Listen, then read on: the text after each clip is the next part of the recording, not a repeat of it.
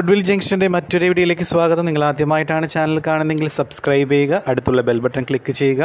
നിങ്ങൾക്ക് ഉപകാരപ്രദമാകുന്നുണ്ടെങ്കിൽ മറ്റുള്ളവരിലേക്കും ഷെയർ ചെയ്യുക. നമ്മൾ കഴിഞ്ഞ വീഡിയോയിൽ ബൈബാക്ക് ഓഫ് ഷെയർസ് ആയിരുന്നു സ്റ്റാർട്ട് ചെയ്ത് വെച്ചിരുന്നത്. അപ്പോൾ അതിൻ്റെ കുറച്ച് കണ്ടീഷൻസ്, എന്താണ് ബൈബാക്ക് ഓഫ് ഷെയർസ്, അതിൻ്റെ ഒബ്ജക്റ്റീവ്സ്, അതുപോലെ അതിൻ്റെ ലീഗൽ പ്രൊവിഷൻസ്, അതിൻ്റെ സോഴ്സസ്, ഇതൊക്കെയായിരുന്നു നമ്മൾ കഴിഞ്ഞ വീഡിയോയിൽ ഡിസ്കസ് ചെയ്തിരുന്നത്. നെക്സ്റ്റ് ഇതിൻ്റെ കണ്ടീഷൻസിലേക്ക് നമുക്ക് പോകാം. ബൈബാക്കിൻ്റെ ജേണൽ എൻട്രീസ് പഠിക്കുന്നതിന് മുമ്പ് അതിൻ്റെ കണ്ടീഷൻസ്, ഈ കണ്ടീഷൻസിൽ തന്നെയാണ് കുറേയൊക്കെ സെബീസ് ഗൈഡ് ലൈൻസ് ഒക്കെ വരുന്നത്. അപ്പോൾ കോമൺ ആയിട്ട് നിങ്ങൾ കണ്ടീഷൻസ് ഒന്ന് ഓർത്ത് വയ്ക്കുക. അതിൽ first condition, buyback should be authorised by articles. Buyback authorise ചെയ്തിട്ടുണ്ടാവണം ആർട്ടിക്കിൾസിൽ പറഞ്ഞ പ്രകാരമായിരിക്കണം ബൈബാക്ക് ചെയ്യേണ്ടത്. രണ്ട്, a company should pass a special resolution in general meeting authorising the buyback. അതായത് ബൈബാക്ക് ഓതറൈസ് ചെയ്യാനായിട്ട് നമ്മൾ ജനറൽ മീറ്റിംഗിൽ ഒരു സ്പെഷ്യൽ റെസൊല്യൂഷൻ എന്ത് ചെയ്തിട്ടുണ്ടാവണം, company pass ചെയ്തിട്ടുണ്ടാവണം.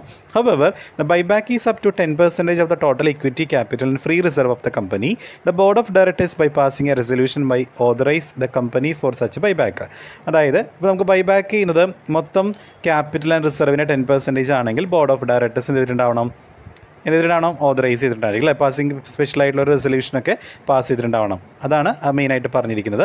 But only one buy back is allowed in a year under the resolution of board of directors. അതായത് board of ഡയറക്ടേഴ്സിൻ്റെ resolution അനുസരിച്ച് ഒരു വർഷത്തിൽ ഒരു വട്ടം മാത്രമേ നമുക്ക് ബൈബാക്ക് ചെയ്യാനായിട്ട് സാധിക്കുള്ളൂ. ഇനി മൂന്ന്, the amount involved in buyback should not exceed 25% of the paid up capital and free reserve. അതായത് ഒരിക്കലും നമ്മൾ ബൈബാക്കിന് വേണ്ടി നമ്മൾ ഉപയോഗിക്കുന്ന എമൗണ്ട് ഒരിക്കലും എന്തിനേക്കാൾ കൂടാൻ പാടില്ല, കമ്പനിയുടെ free reserve and paid up ക്യാപിറ്റലിൻ്റെ 25%-നേക്കാൾ ഒരിക്കലും എക്സീഡ് ചെയ്യാനായിട്ട് പാടില്ല. But if the equity shares are to be bought back, the amount involved in buyback should not exceed 25% of the paid up equity share capital. അത് മാത്രമല്ല, നമ്മൾ equity share ആണ് നമ്മൾ ബോട്ട് ബാക്ക് ചെയ്യുന്നതെങ്കിൽ, അല്ലെങ്കിൽ ഇക്വിറ്റി ഷെയർ ആണ് buyback ചെയ്യുന്നതെങ്കിൽ അതും ഒരിക്കലും എന്തിനേക്കാൾ കൂടാൻ പാടില്ല, കമ്പനിയുടെ ഇക്വിറ്റി ഷെയർ ക്യാപിറ്റൽ, കമ്പനിയുടെ പെയ്ഡ് അപ്പ് ഇക്വിറ്റി ഷെയർ ക്യാപിറ്റലിൻ്റെ 25%-നേക്കാൾ ഒരിക്കലും എന്ത് ചെയ്യാൻ പാടില്ല, എക്സീഡ് ചെയ്യാനായിട്ട് പാടില്ല. അപ്പോൾ ശ്രദ്ധിക്കണം പ്രത്യേകം. അതായത് paid up capital and free reserve അത് എത്രയാണോ അതിൻ്റെ 25%-നേക്കാൾ ഒരിക്കലും ബൈബാക്കിൻ്റെ എമൗണ്ട് കൂടാൻ പാടില്ല. അതുമാത്രമല്ല, നമ്മൾ ബൈബാക്ക് ചെയ്യുന്നത് ഇക്വിറ്റി ഷെയർ ആണെങ്കിൽ കമ്പനിയുടെ നിലവിലെ പെയ്ഡ് അപ്പ് ഇക്വിറ്റി ഷെയർ ക്യാപിറ്റലിൻ്റെ 25%-നേക്കാൾ ഒരിക്കലും എക്സീഡ് ചെയ്യാനായിട്ട് പാടില്ല. അതാണ് മൂന്നാമത്തെ കണ്ടീഷൻ പറയുന്നത്. ഇനി നാലാമത്തെ കണ്ടീഷൻ എന്ന് പറയുന്നത്, കമ്പനിയുടെ debt equity ratio, debt equity, അതായത് ഡെറ്റും ഇക്വിറ്റിയും തമ്മിലുള്ള റേഷ്യോയാണ് ഡെറ്റ് ഇക്വിറ്റി റേഷ്യോ എന്ന് പറഞ്ഞിട്ടുണ്ടെങ്കിൽ നമുക്കറിയാം. ഡെറ്റ് ഇക്വിറ്റി എന്ന് പറഞ്ഞാൽ share capital plus reserves and surplus ഒക്കെയാണ്. ഡെറ്റ് എന്ന് പറഞ്ഞാൽ ലോങ് ടേം ലോൺസ്, അതൊക്കെയാണ് ഡെറ്റിൽ പെടുക. അപ്പോൾ അവ തമ്മിലുള്ള പ്രൊപ്പോർഷൻ ഒരിക്കലും 2:1 എന്ത് ചെയ്യാൻ പാടില്ല, കൂടാൻ പാടില്ല. അതായത് 2 ഡെറ്റിന് 1 ഇക്വിറ്റിയെ പാടുള്ളൂ. ആ ഒരു റേഷ്യോയിലായിരിക്കണം. അതിനേക്കാൾ ഒരിക്കലും എന്ത് ചെയ്യാൻ പാടില്ല, കൂടാനായിട്ട് പാടില്ല എന്നാണ് ഈ ഒരു കണ്ടീഷനിൽ പറയുന്നത്. ഇനി അഞ്ചാമത്തെ കണ്ടീഷൻ പറയുന്നത്, all shares and other specified securities are fully paid up. എല്ലാ ഷെയറുകളും അതുപോലെ എല്ലാ സ്പെസിഫൈഡ് സെക്യൂരിറ്റീസും എന്ത് ചെയ്തിട്ടുണ്ടാവണം, ഫുള്ളി പെയ്ഡ് അപ്പ് ആയിരിക്കണം. Partly paid up shares or securities can not be bought back by the company. അപ്പോൾ നമ്മൾ ബോട്ട് ബാക്ക് ചെയ്യുന്ന ആ ഷെയറുകൾ അല്ലെങ്കിൽ ബൈബാക്ക് ചെയ്യുന്ന ഷെയറുകൾ എപ്പോഴും ഫുള്ളി പെയ്ഡ് അപ്പ് ആയിരിക്കണം. ഒരിക്കലും പാർട്ട്ലി പെയ്ഡ് ആയിട്ടുള്ള ഷെയറുകളെയോ സെക്യൂരിറ്റീസിനെ ഒരിക്കലും നമുക്ക് എന്ത് ചെയ്യാൻ പറ്റില്ല, ബൈബാക്ക് ചെയ്യാനായിട്ട് പറ്റില്ല. ഇനി 6, buyback must be completed within 12 months from the date of passing the special resolution. നമ്മൾ പറഞ്ഞു ജനറൽ മീറ്റിംഗിൽ, ബോർഡ് ഓഫ് ഡയറക്ടേഴ്സിന് ജനറൽ മീറ്റിംഗിൽ സ്പെഷ്യൽ റെസൊല്യൂഷൻ പാസ് ചെയ്തിട്ടാണ് നമ്മൾ ബൈബാക്ക് ചെയ്യാന്ന് പറഞ്ഞു. അങ്ങനെ സ്പെഷ്യൽ റെസൊല്യൂഷൻ പാസ് ചെയ്തിട്ട് വിത്തിൻ 12 months, അതായത് വിത്തിൻ 1 yearനുള്ളിൽ നമ്മൾ എന്ത് ചെയ്തിട്ടുണ്ടാവണം, ആ ബൈബാക്കിൻ്റെ പ്രോസസ്സ് കംപ്ലീറ്റ് ചെയ്തിട്ടുണ്ടാവണം. ഇനി ഏഴാമത്തെ പറയുന്നത്, നമ്മൾ ബൈബാക്ക് ചെയ്ത സെക്യൂരിറ്റീസ് ഫിസിക്കലി ഡെസ്ട്രോയിഡ് വിത്തിൻ 7 daysനുള്ളിൽ, ബൈബാക്കിന് ശേഷം 7 daysനുള്ളിൽ നമ്മൾ എന്ത് ചെയ്തിട്ടുണ്ടാവണം, ഫിസിക്കലി ഡെസ്ട്രോയിഡ് ആയിട്ടുണ്ടാവണം ആ പർട്ടിക്കുലർ ആയിട്ടുള്ള സെക്യൂരിറ്റീസ്. ഇനി എട്ടാമത്തെ പോയിന്റിൽ പറയുന്നത്, after completion of buyback A company cannot issue same kind of share or security for A period of 6 months. ബൈബാക്കിന് ശേഷം നമ്മൾ തിരിച്ചു മേടിച്ചിരിക്കുന്ന ആ ഷെയറുകൾ അല്ലെങ്കിൽ സെക്യൂരിറ്റീസ് വീണ്ടും എന്ത് ചെയ്യാൻ പാടില്ല, ഒരു 6 മാസത്തെ കാലാവധിയിലേക്ക് വീണ്ടും എന്ത് ചെയ്യാൻ പാടില്ല, ഇഷ്യൂ ചെയ്യാനായിട്ട് പാടില്ല. നമ്മളിപ്പോൾ ഇന്ന് നമ്മൾ എന്ത് ചെയ്തു, നമ്മൾ സെക്യൂരിറ്റീസോ അല്ലെങ്കിൽ ഷെയറുകളോ ബൈബാക്ക് ചെയ്തു.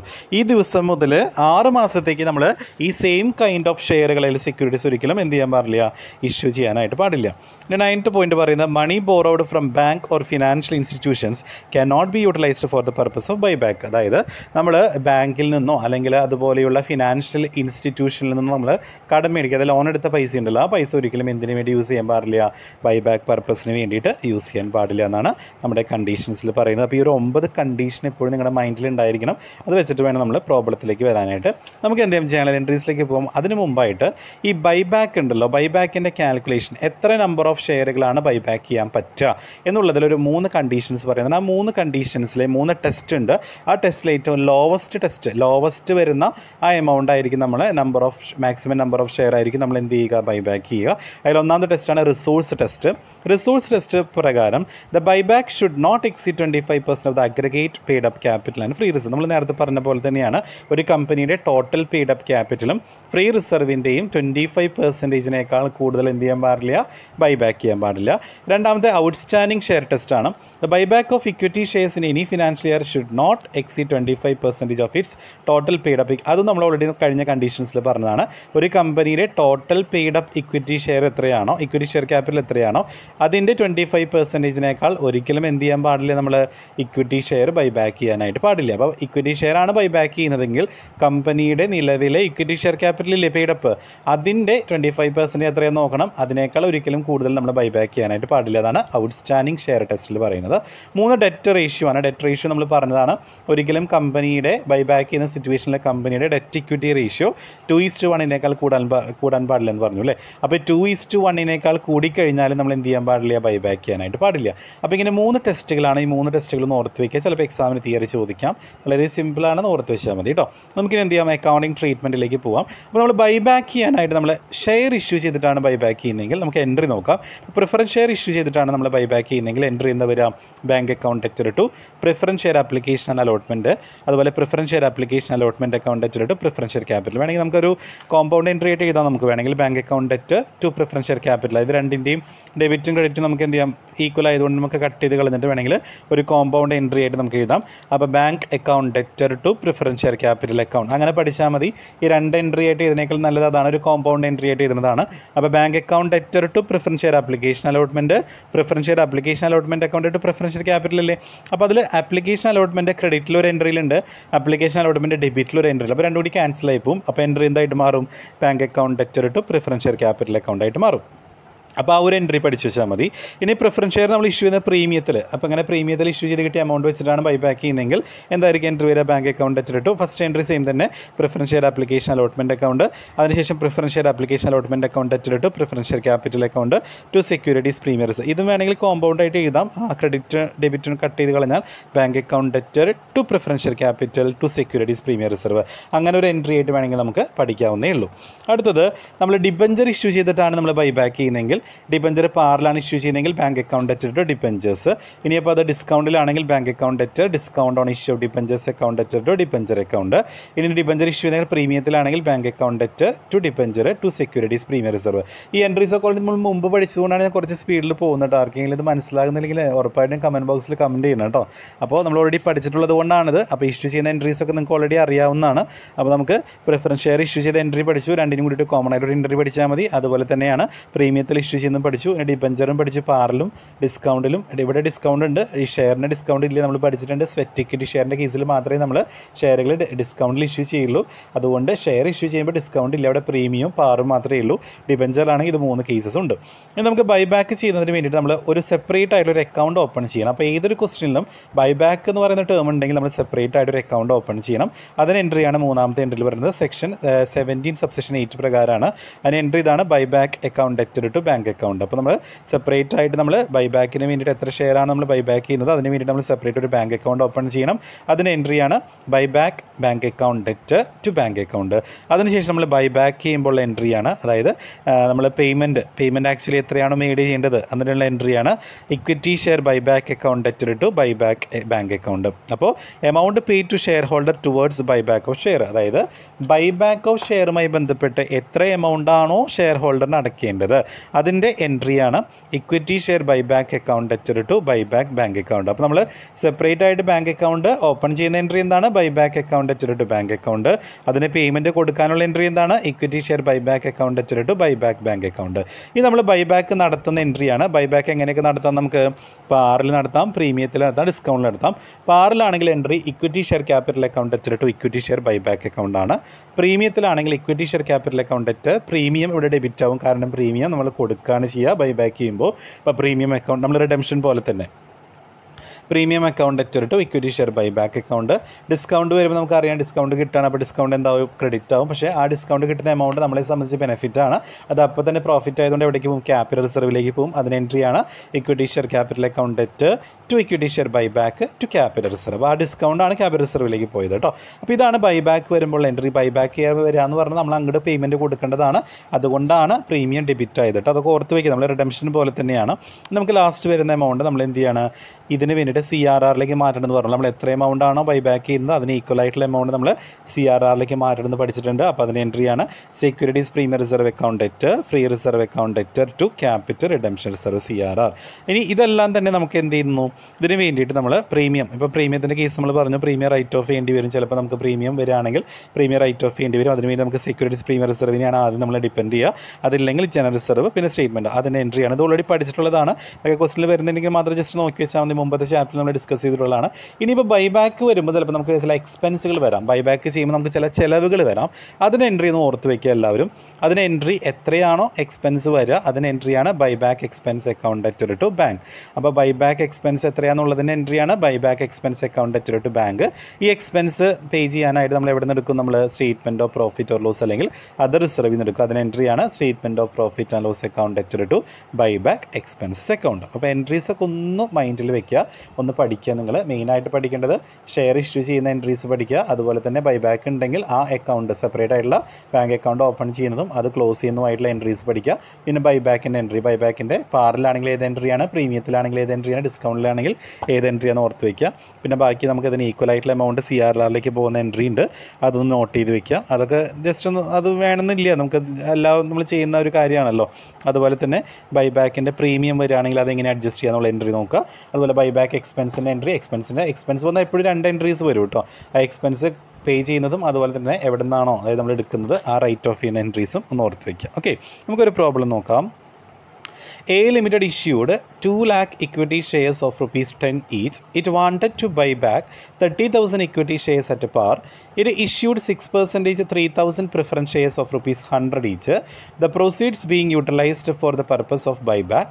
Expenses relating to the buyback amounted to ₹18,000. Give journal entries. അപ്പോൾ ഇവിടെ A Limited 2 lakh equity shares ₹10 രൂപയുടെ 2 ലക്ഷം ഇക്വിറ്റി ഷെയറാണ് ഇഷ്യൂ ചെയ്തിരിക്കുന്നത്. അതിനകത്ത് എന്താണ് 30,000 ഇക്വിറ്റി ഷെയർ അയാൾ എന്ത് ചെയ്യണം, പാറിൽ ബൈബാക്ക് ചെയ്യണം. അപ്പോൾ ഇവിടെ പാറിൽ എന്ന് പറയുന്നത് അതിനെ അണ്ടർലൈൻ ചെയ്ത് വയ്ക്കുക. അപ്പോൾ ബൈബാക്ക് ചെയ്യുന്നത് പാറിലാണ്. എത്ര ഷെയറാണ്, 30,000 ഇക്വിറ്റി ഷെയറാണ് പാറിൽ ബൈബാക്ക് ചെയ്യുന്നത്. അപ്പോൾ 30,000 × 10 നമുക്ക് 3 lakh rupees വേണ്ടി വരും അല്ലേ. അങ്ങനെ 10 രൂപയുടെ ഷെയർ അല്ലേ ഇഷ്യൂ ചെയ്തിരിക്കുന്ന മുമ്പ് അല്ലേ. അപ്പോൾ നമ്മൾ സ്റ്റാർട്ടിങ്ങിൽ കമ്പനി 2 ലക്ഷം ഇക്വിറ്റി ഷെയർ 30 രൂപയ്ക്ക് ഇഷ്യൂ ചെയ്തിട്ടുണ്ട്.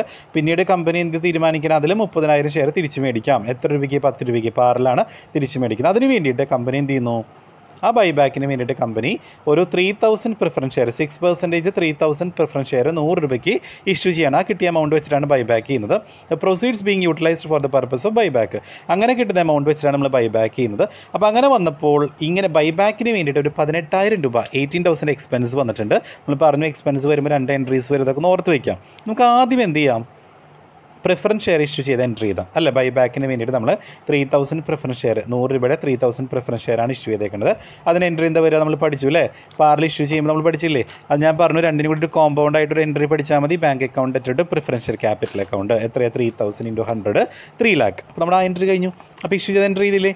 അപ്പോൾ ഇഷ്യൂ ചെയ്ത എൻട്രി 2 എൻട്രി എഴുതുന്നില്ല, ഞാൻ പറഞ്ഞു അവിടെ തന്നെ കോമ്പൗണ്ട് എൻട്രി ആയിട്ട് നമുക്ക് എഴുതാവുന്നേ ഉള്ളൂ. ബാങ്ക് അക്കൗണ്ട് ഇട്ടിട്ട് preference share capital 3 lakh. Clear അല്ലേ. ഇനി നമ്മൾ എന്ത് ചെയ്യണം, ബൈബാക്കിലേക്ക് വരാം. ബൈബാക്കിലേക്ക് വേണ്ടി നമ്മൾ സെപ്പറേറ്റ് ഒരു അക്കൗണ്ട് ഓപ്പൺ ചെയ്യേണ്ടേ. അതിന് എൻട്രി എന്താ, buyback account at bank separate ഒരു ബാങ്ക് അക്കൗണ്ട് ഓപ്പൺ ചെയ്യണം. അതിന് എൻട്രിയാണ് buyback bank account at bank 3 lakh. അതിനുശേഷം നമ്മൾ എന്ത് ചെയ്യുന്നു, അത് ക്ലോസ് ചെയ്യുന്ന എൻട്രി അല്ലേ. അത് ഷെയർ ഹോൾഡർ ഇത്ര എമൗണ്ട് അടയ്ക്കുന്നുണ്ട് എന്നുള്ള എൻട്രി കാണിക്കണ്ടേ. Equity share buyback account at buyback bank account. അപ്പോൾ നമ്മൾ സെപ്പറേറ്റ് ബാങ്ക് അക്കൗണ്ട് ഓപ്പൺ ചെയ്യണം ബൈബാക്കിന് വേണ്ടിയിട്ട്. അതുപോലെ തന്നെ ബൈബാക്ക് ഷെയറിൻ്റെ പൈസ പേയ്മെൻറ്റ് നടത്തുന്ന എൻട്രീസും equity share buyback account at buyback account എന്ന് പറയുന്ന ആ ഒരു എമൗണ്ട് നമ്മൾ ആ ഒരു എൻട്രി നമ്മൾ എന്ത് ചെയ്യണം, പോസ്റ്റ് ചെയ്യണം. ഇവിടെ 2 എൻട്രീസാണ് വരിക. എന്താണ്, buyback bank account at bank account, equity share buyback account at buyback bank account 3 lakh. ഇനി നമ്മൾ എന്ത് ചെയ്യാം, ബൈബാക്കിൻ്റെ ക്യാൻസലേഷൻ നടത്തുന്ന എൻട്രിയാണ്. അതിവിടെ പാറിലാണെന്ന് പറഞ്ഞു. പാറിലാവുമ്പോൾ ഏത് എൻട്രി വരിക, equity share capital account at equity share buyback 3 lakh. കഴിഞ്ഞില്ലേ. ഇനി നമ്മൾ ശ്രദ്ധിക്കേണ്ടത് എക്സ്പെൻസ് ആണ് അല്ലേ. 18,000 നമുക്ക് ബൈ ബാക്ക് വന്നപ്പോൾ എക്സ്പെൻസ് ഉണ്ടല്ലോ. എക്സ്പെൻസ് വരുമ്പോൾ 2 എൻട്രീസ് ഇല്ലേ. ഒന്ന് എക്സ്പെൻസിൻ്റെ എന്താണ് നമ്മൾ ഇത്ര എക്സ്പെൻസ് നമ്മൾ ഇൻകേർഡ് ആയിട്ടുണ്ട് എന്നുള്ളൊരു എൻട്രി, അതിൻ്റെ പേയ്മെൻറ്റ് നമ്മൾ എവിടെ നിന്ന് കൊടുക്കുക, സ്റ്റേറ്റ്മെൻറ്റ് ഓഫ് പ്രോഫിറ്റ് ലോസ് ചെയ്യുന്നത് അല്ലേ. അപ്പോൾ അതിന് 2 എൻട്രീസ് വേണം നമുക്ക്. അപ്പോൾ എന്താ എൻട്രി വരിക, buy back expense account at bank 18,000 ആയി, statement of profit and loss account at buy back expense 18,000. Clear ആയെന്ന് വിചാരിക്കുന്നു. നമുക്ക് എൻട്രീസ് പഠിക്കുകയാണെങ്കിൽ നമുക്ക് ഇതൊക്കെ വളരെ ഈസി ആയിട്ട് പോസ്റ്റ് ചെയ്യാവുന്നേ ഉള്ളൂ. അപ്പോൾ ആർക്കെങ്കിലും എന്തെങ്കിലും ഡൗട്ട്സ് ഉണ്ടെങ്കിൽ ഉറപ്പായിട്ട് നിങ്ങൾ എന്ത് ചെയ്യണം, കമൻറ്റ് ബോക്സിൽ കമൻറ്റ് ചെയ്യുക. അപ്പോൾ ഇവിടെ നമുക്കറിയാം ഒരിക്കലും 25% ഷെയർ ക്യാപിറ്റലിനേക്കാൾ കൂടുതലായിട്ട് എന്ത് ചെയ്യാൻ പാടില്ല എന്ന് പഠിച്ചിട്ടുണ്ട്, നമ്മൾ ബൈ ബാക്ക് ചെയ്യാൻ പാടില്ല എന്ന് പഠിച്ചിട്ടുണ്ട്. അപ്പോൾ അതൊക്കെ ജസ്റ്റ് ഒന്ന് വേണമെങ്കിൽ നമുക്ക് ചെക്ക് ചെയ്ത് നോക്കാം. നമുക്ക് വേണമെങ്കിൽ കേട്ടോ, നമുക്ക് വേണമെങ്കിൽ അതൊക്കെ നമുക്ക് ചെക്ക് ചെയ്ത് നോക്കാം. അപ്പോൾ നമുക്ക് വേണമെങ്കിൽ ഒരു എക്സാമ്പിൾ ഇതിൽ തന്നെ നമുക്ക് നോക്കാം. 2 lakhൻ്റെ അല്ലേ. അപ്പോൾ 2 lakh × 10 ചെയ്യുമ്പോൾ നമുക്കറിയാം എത്ര വരും, 20 lakhs വരും അല്ലേ. 20 lakhs ആണ് നമ്മുടെ ഇക്വിറ്റി ഷെയർ ക്യാപിറ്റൽ. അപ്പോൾ 20 lakhsൻ്റെ 25% എന്ന് പറയുമ്പോൾ എത്രയായിരിക്കും വരിക, 5 lakh. നമ്മളിവിടെ 3 lakh അല്ലേ ബൈ ബാക്ക് ചെയ്യുന്നുള്ളൂ. അപ്പോൾ എങ്ങനെ പോയാലും 25%ലേക്ക് താഴെയാണ് അല്ലേ. അപ്പോൾ നമുക്ക് എന്ത് ചെയ്യാം, കുഴപ്പമില്ല, നമുക്ക് ബൈ ബാക്ക് ചെയ്യാൻ പറ്റും. മൊത്തം 20 ലക്ഷമാണ് നമ്മുടെ ഷെയർ ക്യാപിറ്റൽ. 2 ലക്ഷം × 10 20 ലക്ഷമാണ് നമ്മൾ ഇഷ്യൂ ചെയ്തേക്കുന്നത്. ആ 20 ലക്ഷത്തിൻ്റെ 25% എത്രയാണ്, 5 lakh അല്ലേ. അപ്പോൾ 5 ലക്ഷത്തിൻ്റെ കുറവല്ലേ നമ്മൾ എന്ത് ചെയ്തേക്കണം, ബൈ ബാക്ക് ചെയ്തിരിക്കുന്നത്. അപ്പോൾ ആ കണ്ടീഷൻ ഓക്കെയാണ്, പ്രശ്നമൊന്നുമില്ല. മനസ്സിലായില്ലേ. അപ്പോൾ ആ കണ്ടീഷൻസ് കൂടി ഒന്ന് ചെക്ക് ചെയ്ത് പോയി കഴിഞ്ഞാൽ കുറച്ചുകൂടി നല്ലതാണ് കേട്ടോ. അപ്പോൾ the amount of buy back does not exceed 25% ആണ് അല്ലേ ഇവിടെ. അതുപോലെ ഡെറ്റ് ഇക്വിറ്റി റേഷ്യോ നമുക്ക് നോക്കാം. ഇപ്പോൾ നമുക്കറിയാം ഷെയർ ക്യാപിറ്റൽ വന്നേക്കുന്നത് 20 ആണ് അല്ലേ. റിസർവ്സ് ആൻഡ് സർപ്ലസ് അത് നമ്മൾ എടുത്തിരിക്കുന്നത് 18,000 പ്രോഫിറ്റ് ആൻഡ് ലോസിന് വേണ്ടി എടുത്തിട്ടുണ്ട് അല്ലേ. അപ്പോൾ അതും ആ ഒരു റേഷ്യോയിൽ ഇനി വരുള്ളൂ. കാരണം കുറവ് എമൗണ്ട് ആയതുകൊണ്ട് തന്നെ മറ്റേ 25%-നേക്കാൾ കൂടുതൽ പോകാത്തതുകൊണ്ട് തന്നെ ആ ഒരു റേഷ്യോയിൽ നമുക്ക് കുഴപ്പമില്ലാത്ത രീതിയിൽ നമുക്ക് കിട്ടും. അതുപോലെ തന്നെ നമ്മുടെ കയ്യിൽ സഫീഷ്യൻ്റ് ആയിട്ട് പ്രോഫിറ്റ് ആൻഡ് ലോസ് ഉണ്ട് എന്ന രീതിയിൽ നമ്മൾ എന്ത് ചെയ്യണം, അസ്യൂം ചെയ്യണം. കാരണം പ്രോഫിറ്റ് ആൻഡ് ലോസ് നമ്മുടെ ക്വസ്റ്റനിൽ പറഞ്ഞിട്ടില്ല. പക്ഷേ എന്നാൽ പോലും നമ്മുടെ കയ്യിൽ ആ സഫീഷ്യൻ്റ് ആയിട്ട് നമുക്ക് റൈറ്റ് ഓഫ് ചെയ്യണമെങ്കിൽ statement of profit and loss amount എടുത്താലേ നമ്മുടെ എക്സ്പെൻസ് റൈറ്റ് ഓഫ് ചെയ്യാൻ പറ്റുള്ളൂ. അപ്പോൾ അത് നമ്മുടെ കയ്യിൽ ഉണ്ട് എന്നുള്ള രീതിയിൽ തന്നെ നമ്മൾ എന്ത് ചെയ്യണം, അസ്യൂം ചെയ്യണം. അപ്പോൾ അസംഷനായിട്ട് വേണമെങ്കിൽ നിങ്ങൾക്ക് എഴുതി വെക്കാം, എന്താണ്, the statement of profit and loss has a sufficient balance to write off buy back expenses നമ്മൾ അസംഷനായിട്ട് എഴുതി വയ്ക്കുക. അപ്പോൾ നമ്മൾ മനസ്സിലാക്കണം എന്താണ്, ഈ കമ്പനിയുടെ പേരിൽ സ്റ്റേറ്റ്മെൻറ്റ് ഓഫ് പ്രോഫിറ്റ് ആൻഡ് ലോസിൽ കുറച്ച് എമൗണ്ട് ഉണ്ട്. എന്തിനു വേണ്ടിയിട്ട്, ഈ buy back expense write off ചെയ്യാനായിട്ട് എമൗണ്ട് ഉണ്ടെങ്കിൽ മാത്രമല്ലേ നമുക്ക് ആ ലാസ്റ്റ് എൻട്രി പോസ്റ്റ് ചെയ്യാൻ പറ്റുള്ളൂ. ഏത് entry, statement of profit and loss account at buy back expense പറഞ്ഞ എൻട്രി ഇല്ലേ, ആ എൻട്രി ചെയ്തെങ്കിൽ നമ്മുടെ കയ്യിൽ സ്റ്റേറ്റ്മെൻറ്റ് ഓഫ് പ്രോഫിറ്റ് ലോസിലെ പൈസ വേണമല്ലോ. അപ്പോൾ അതുണ്ട് എന്ന രീതിയിൽ നമ്മൾ അസ്യൂം ചെയ്യുക കേട്ടോ. അപ്പോൾ ഇത്രയാണ് ഞാൻ ഇന്ന് എടുക്കുന്നുള്ളൂ. നിങ്ങൾക്ക് എല്ലാവർക്കും മനസ്സിലായെന്ന് വിചാരിക്കുന്നു. ആർക്കെങ്കിലും മനസ്സിലായിട്ടില്ല, എന്തെങ്കിലും ബുദ്ധിമുട്ടുകൾ ഉണ്ടെങ്കിൽ ഉറപ്പായിട്ടും കമൻറ്റ് ബോക്സിൽ കമൻറ്റ് ചെയ്യാം. Okay, thank you.